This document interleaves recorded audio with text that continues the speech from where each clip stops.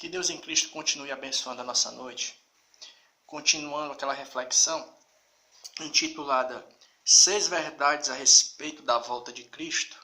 Na outra reflexão a gente tinha falado a respeito de duas verdades, que no caso seria: os discípulos se preocuparam com o assunto, e a outra segunda verdade foi: o Filho do Homem virá em uma hora em que ninguém está esperando.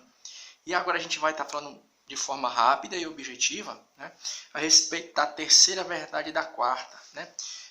E a terceira verdade concernente o retorno de Jesus Cristo, o que é que a gente pode afirmar, tendo como por base aquilo que a Bíblia afirma, né, a terceira verdade? A terceira verdade é a seguinte: nós não podemos especular quanto ao momento da segunda vinda de Cristo. Nós não podemos especular. Né? Onde é que a gente vai encontrar isso?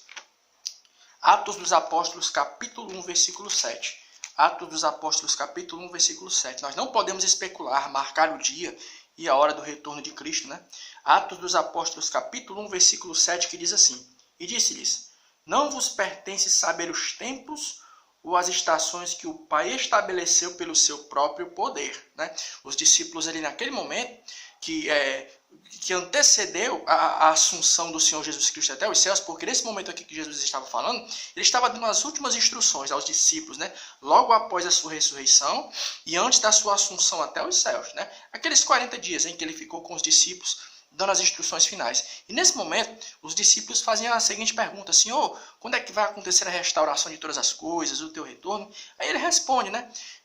Vamos repetir aqui o versículo. Ó. E disse-lhes: não vos pertence saber os tempos ou as estações que o Pai estabeleceu pelo seu próprio poder. Ou seja, o que foi que Jesus disse? Não pertence a vocês saber o momento e a hora, não. Né? Mas é interessante que Jesus diz uma coisa que é interessante aqui, ó, que o momento do seu retorno e da restauração das coisas, né, já foi estabelecido pelo poder do Senhor nosso Deus. Ou seja, trocando em miúdos, Deus ele tem um calendário. E nesse calendário já está tudo traçado, já tem até o dia do momento do Senhor Jesus Cristo ele voltar. Foi isso que ele quis dizer aqui, ó, que Deus ele estabeleceu pelo seu próprio poder, ou seja, Deus ele trabalha com um calendário. Né?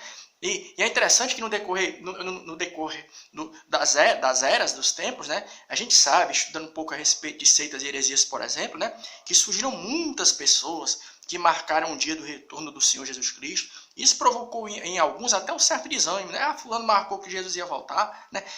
E nada disso aconteceu. Né? E a gente notou, e Jesus com relação a isso, foi que Jesus disse, que foi Deus ele já estabeleceu o momento do retorno dele. Né? Lá no capítulo 24 de Mateus, o versículo 36, Jesus também vai estar falando outra coisa a respeito dessa coisa. Que alguém pode perguntar: a gente pode marcar o dia do retorno do Senhor Jesus Cristo? Né? A gente sabe o dia, a hora. Capítulo 24 de Mateus, o versículo 36, que diz assim, ó, que diz assim: porém daquele dia e hora ninguém sabe, nem os anjos do céu, nem o Filho, mas unicamente o meu Pai. Né? Jesus disse aqui que aquele dia e hora ninguém sabe não. Mas aí vai surgir outra pergunta que é interessante, que uma vez até uma pessoa fez, né?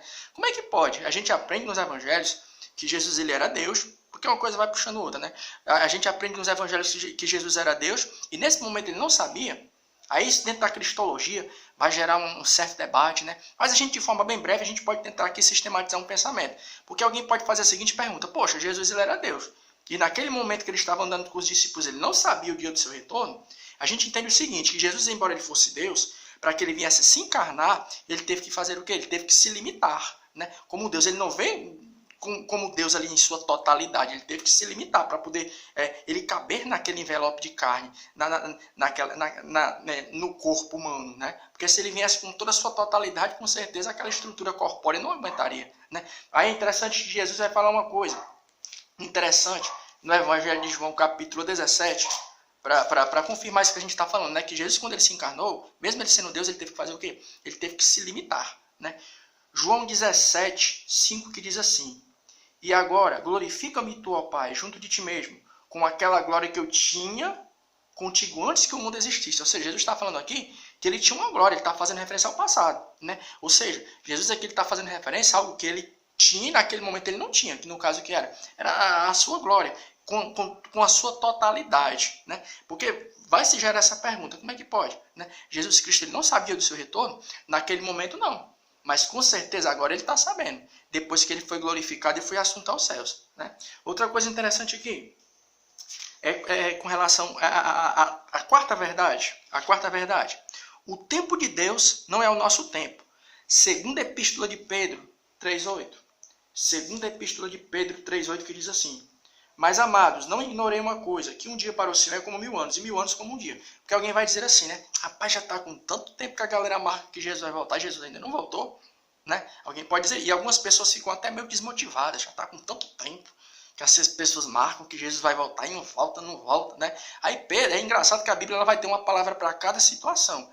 E a Bíblia vai ter uma palavra para essa situação aqui, para esses momentos em que as pessoas vão fazer a seguinte indagação, ou afirmação, né? Poxa, já está com tanto tempo que alguém marca que Jesus vai voltar para arrebatar a igreja, vai retornar e ele não volta. Aí o que é que Pedro vai dizer em sua segunda epístola, no capítulo 3, versículo 8? Mas, amados, não ignoreis uma coisa, que um dia para o Senhor é como 1000 anos, e 1000 anos como um dia. Ou seja, o que é que Pedro estava dizendo? É que a contagem de tempo no relógio de Deus é diferente da nossa, né? Ou seja, para mim e para você está com 2000 anos. Vou dar um exemplo aqui de uma forma bem prática. Para mim e para você está com 2000 anos que Jesus ele palmilhou essa terra. Mas no relógio, segundo o relógio de Deus, a contagem do tempo de Deus agora é que está com 2 dias. Né? Ou seja, para mim e para você está demorando, mas para Deus não, agora é que está com 2 dias. E é interessante que o contexto aqui vai estar falando a respeito de uma coisa. Que coisa é essa?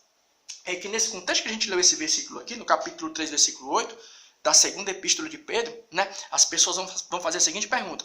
Eu vou aqui usar um linguajar mais popular para poder explicar a situação. As pessoas vão fazer a seguinte pergunta. Cadê? Cadê a promessa do retorno dele? E ele ainda não voltou. Né? E às vezes nós estamos inseridos, aí Pedro vai dizer isso aqui. Não ignoreis amados, não ignoreis uma coisa, que um dia para o Senhor é como 1000 anos, 1000 anos como um dia. Né?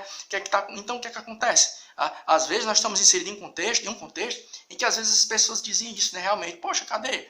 Já está com tanto tempo, né, que as pessoas marcam que Jesus está voltando, e se a pessoa não tomar uma devida precaução espiritual, a pessoa pode se sentir até desmotivada, né? Vamos parar de pregar que Jesus está voltando, né? Porque já está com tanto tempo, né? Está com 60, está com 30, né? E tanto tempo que a gente marca que Jesus está voltando e ele ainda não voltou, né? Mas é interessante que, embora nós não possamos marcar o retorno de Jesus Cristo, porque isso aí, né? Ele disse que somente isso aí já está no calendário de Deus. Uma coisa Jesus ele deixou, né? Como algo que vinha vou usar a expressão nos motivar. Qual é? Os sinais concernentes à sua vinda. Tu pega todo o capítulo 24 de Mateus, né? Aí Jesus vai falar que as coisas concernentes que antecederiam o seu retorno, terremotos, né? O clima se modificando, né? E hoje a gente está tendo um acesso muito grande à informação na internet, né? A gente está vendo que realmente o clima ele está mudando, né? As coisas estão acontecendo, né? Até no nosso país, que ele tinha um clima um pouco mais, digamos, equilibrado, você está vendo que as coisas estão acontecendo, né? E isso aí são o quê? São sinais do retorno do Senhor Jesus Cristo. A gente nos veio à memória uma coisa agora. Agora em 2004, é um bom exemplo, ó. Poucas pessoas sabiam o que era um tsunami. Essa palavra tsunami não era popular, né? Mas em 2004 houve um tsunami lá na Ásia, né? Aí depois em 2010 teve outro no Japão, né? Para você ver como a questão do clima, de pouco em pouco, é tanto que o Senhor Jesus Cristo, ele compara os sinais do seu retorno às dores de uma mulher que está para dar à luz, né? Que vão aumentando conforme vai se aproximando o momento da criança nascer. Né? E que Deus em Cristo ele continue nos abençoando. E se Deus ele nos permitir, a gente continua falando um pouco mais a respeito das coisas concernentes ao retorno de Jesus Cristo. E amém.